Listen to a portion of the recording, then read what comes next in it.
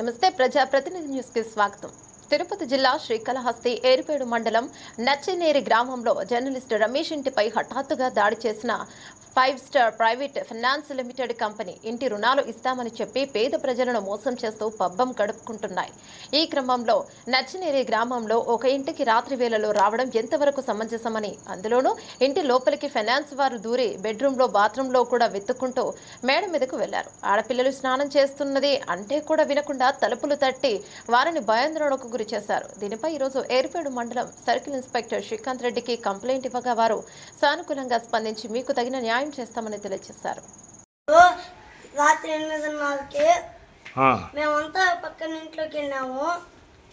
ఒకరు వచ్చి ఇల్లు మొత్తం ఎత్తుకున్నాడు. బాత్రూమ్ లో మా అక్క స్నానం చేస్తుంటే తలుపు తట్టినాడు. ఆడ మా అక్క మెట్ల కాడ దాక్కునేసింది. అప్పుడు ఇంట్లో బెడ్రూమ్ లో తలుపు మూల అంతా ఎత్తుకున్నాడు. ఎవరి కోసం ఎత్తుకున్నారు నాయన? ఎవరి కోసం? మా నాన్న కోసం. అవునా? వాళ్ళు ఏమని చెప్పినారు? ఎంతమంది వచ్చినారు? మొత్తం ఎంతమంది వచ్చినారు? 8 మంది. 8 మందా? దాంట్లో ఒకడు యుగేంద్ర ఎత్తినాడు. సరే. నమస్కారం, నా పేరు రమేష్. నేను ప్రజాప్రతినిధి టీవీ డిస్ట్రిక్ట్ స్టాఫ్ రిపోర్టర్గా పనిచేస్తున్నాను తిరుపతి జిల్లాకి. సో నేను నిన్న సాయంత్రం నా ఇంట్లో లేని సమయం చేసి నేను మా హౌస్ మీద లోన్ తీసుకున్నాను 5 స్టార్లో ప్రైవేట్ బ్యాంక్లో. తీసుకొని క్రమం తప్పకుండా నేను రుణం చెల్లిస్తా ఉన్నాను వాళ్ళకి. సో అదే పద్ధతిలో ఎవరో వాళ్ళ స్టాఫ్ ఇంకొక అతను మారినాడంట, నాకు తెలియదు. కమ్యూనికేషన్ అయితే వేరే వాళ్ళతో ఉంది, నాకు బాలు అని వాళ్ళ పనిచేసే వాళ్ళలో. సో ఆయన మారిపోయిన తర్వాత ఇతను కొత్తగా వచ్చినాడంట యుగంధరు.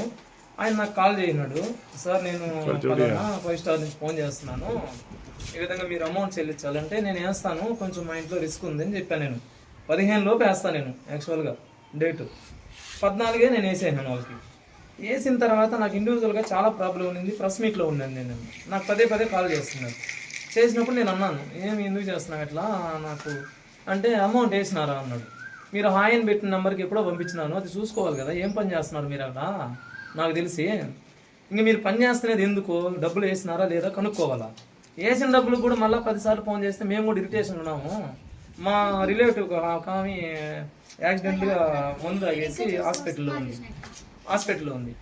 ఆ టెన్షన్లో నేను ఉన్నాను. సో నాకు పదే కాల్ చేయడం వల్ల నేను చాలా రిస్క్ ఎదుర్కొన్న వాళ్ళతో. నేను వేసినాను అబ్బా డబ్బులు మీకు చూడండి అని చెప్పాను, ఓకేనా. ఇంకా అప్పటి నుంచి మొదలైంది లేని సమయం చూసి యాక్చువల్గా నేను 5వ తేదీ కడతాను వాళ్ళకి. 5వ తేదీ వేసినాను కూడా అమౌంట్. సో 14 మళ్ళీ ఫోన్ చేశారు నాకు. నా ఇండివిజువల్ విషయాలు ఎత్తుకొని వీళ్ళు వేరే దాని నుంచి నాకు ఇబ్బంది పెట్టేదానికి నా ఇంటికి వచ్చి ఇబ్బంది పెట్టినారు అనమాట.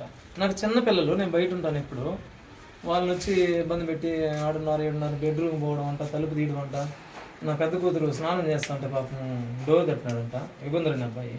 నేను కాల్ చేయను మళ్ళీ అతనికి, బాబు నీకేమైనా ఉంటే నాతో మాట్లాడాలి కానీ నా ఇంటి దాకా ఎందుకు పోయినావు అంటే, సో ఆయన వేరే రకం మాట్లాడినాడు. ఇప్పుడు కూడా నేను కంప్లైంట్ ఇవ్వడం జరిగింది పోలీస్ స్టేషన్లో. వాళ్ళు ఏం చెప్పారు? వాళ్ళు కూడా పిలిపిస్తాం వాళ్ళు అన్నారు, సిఐ గారు కానీ ఎస్ఐ గారు కానీ సానుకూలంగానే స్పందించినారు. పిలిపిస్తాం వాళ్ళని మాట్లాడినారు.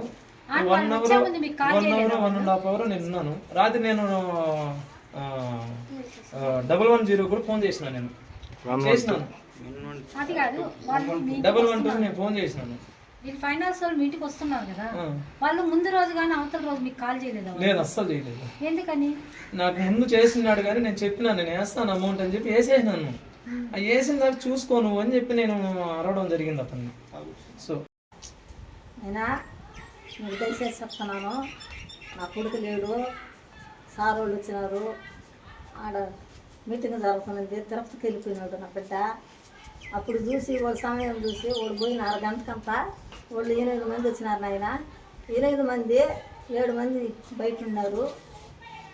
ఎవరో ఏకందరు అంట, ముద్దుమూడు అంట నాయన సర్పంచ్ని. వాళ్ళందరినీ 7 మంది తోడుకొని వచ్చినాడు. 8 మందిని తోడుకొని వచ్చిన వాళ్ళు లోన్ పెట్టుకున్నారు కదా. లోన్ అయితే మమ్మల్ని అడగాల, మీ కొడుకు అడగపోయినాడు, అతని నెంబర్ ఏంటి, మేము ఫోన్ చేస్తాము, మేము మాట్లాడాలి అని మమ్మల్ని అడగాలి. ఇంట్లోకి వచ్చి అంత ఇది వాళ్ళకి ఎవరు ఇచ్చినారు నాయన. బాత్రూంలో బిడ్డ నీళ్ళు పోసుకుంటున్నాను.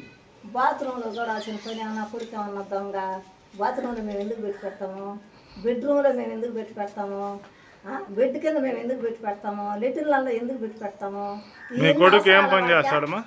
మీ కొడుకు ఏం పని నా చేస్తాడు? కొడుకు టీవీ 4లో చేస్తాను. TV4 రిపోర్టరా?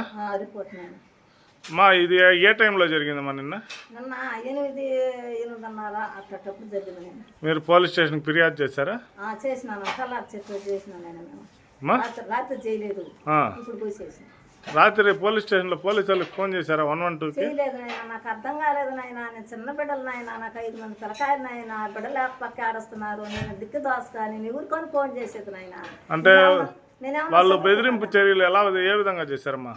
వాళ్ళు మిద్దెకి చూసినారు నాయన, ఆ, బాత్రూమ్ లో చూసినారు, ఆ, బెడ్ కింద చూసినారు, ఆ. బెడ్రూమ్ లోకి పోయినారు, ఉమ్, వంట రూమ్ లోకి వచ్చినారు, ఉమ్, అక్కడ లెటిన్ ఉంటే లెటిన్ పోయినారు, అక్కడ చూసినారు. వాడు ఎక్కడ పోయినాడు నా కొడుకు అని అంటే, ఇలువ లేకుంటే ఎందుకు మాట్లాడతావు, నీకు డబ్బు వేసినాడు కదా, నువ్వు చూసుకొని ఏదైనా కూడా మమ్మల్ని మాట్లాడాలి, మా ఇంటికి మీరు రావాలి, మీకేమన్నా అవసరాలు వీళ్ళని లోన్లు ఇచ్చిన వాళ్ళు ఈ విధంగా ఎవరన్నా చేస్తా ఉన్నారా, ఎక్కడన్నా ఈ విధంగా అక్రమాలు జరుగుతున్నాయా? పసిబెట్టలు మేము పెట్టుకున్నాం 5 మంది బిడ్డలు, ఈ పొద్దు అది చేసినారు, ఇంకేదైనా చేస్తారు. తాగేసిన ఇంట్లోకి రావాల్సిన పని ఎగందరనే వాడికి ఎంత అహంకారం ఉంటే వచ్చినాడు, ఏం చేయాలని వచ్చినాడు. నా కొడుకు ఆడబోయినాడంటే నీకు పుట్టినాడా నా కొడుక? ఎందుకు వస్తాదే? నువ్వు డ్యూటీ చేస్తున్నావు, డ్యూటీయే చేసుకో. తాగేసి వచ్చి మాట్లాడాల్సిన పని ఏమే?